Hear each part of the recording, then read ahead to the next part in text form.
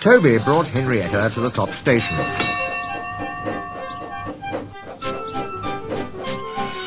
Percy was grumpily shunting.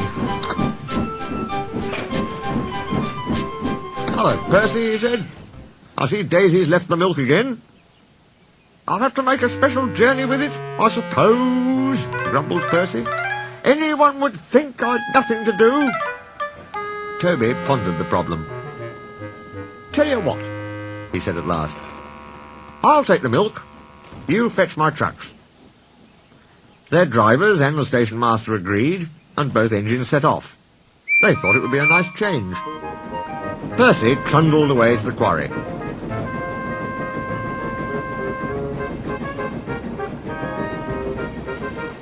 He'd never been there before.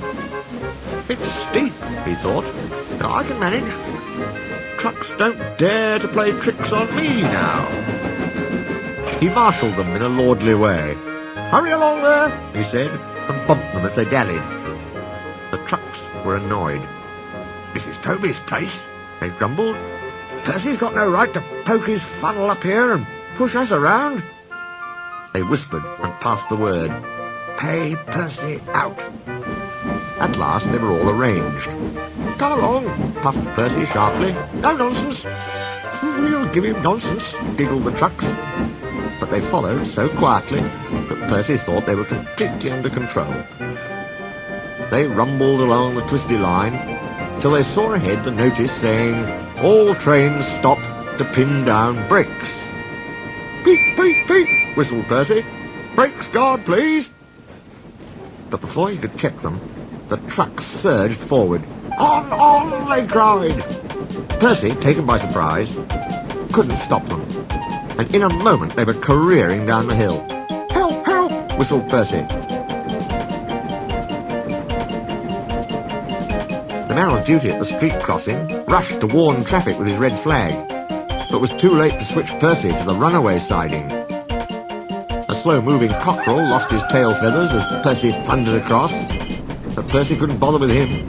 He had other things to worry about. Frantically trying to grip the rails, he slid past the engine shed into the yard. "Peep, peep! Look out!" he whistled. His driver and fireman jumped clear. Percy shut his eyes and waited for the end. At the end of the yard, there are sheds where workmen shape rough stone brought from the quarry. Then they loaded into trucks, which are pulled to another siding out of the way. A train of these stood here when Percy came slithering down. The guard had left his van. He was talking to the station master.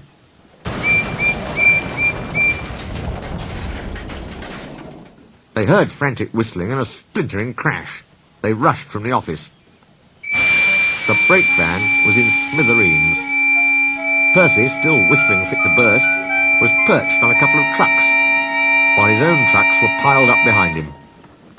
The fat controller arrived next day.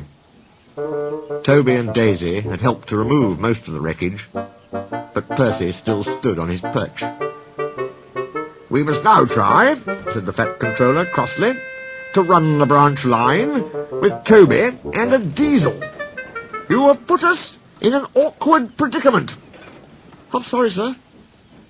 "You can stay there," the fat controller went on, "till we are ready. Perhaps it will teach you to be careful with trucks." Percy sighed. The trucks wobbled beneath his wheels. He quite understood about awkward predicaments. The fat controller spoke severely to Daisy, too. "My engines do not tell lies," he said. "They work hard, with no shirking. I send lazy engines away." Daisy was ashamed. "However," he went on, "Toby says you worked hard yesterday after Percy's accident, so you shall have another chance." "Thank you, sir," said Daisy. "I will work hard, sir. Toby says you'll help me." "Excellent. What Toby doesn't know about branch line problems," the fat controller chuckled, "such as bulls, isn't worth knowing. Our Toby is an experienced engine." Thomas came back next day, and Percy was sent to be mended. Annie and Clarabelle were delighted to see Thomas again. and he took them for a run at once because they hadn't been out while he was away. Thomas, Toby and Daisy are now all friends. Daisy often takes the milk for Thomas, and when Toby is busy, she takes Henrietta.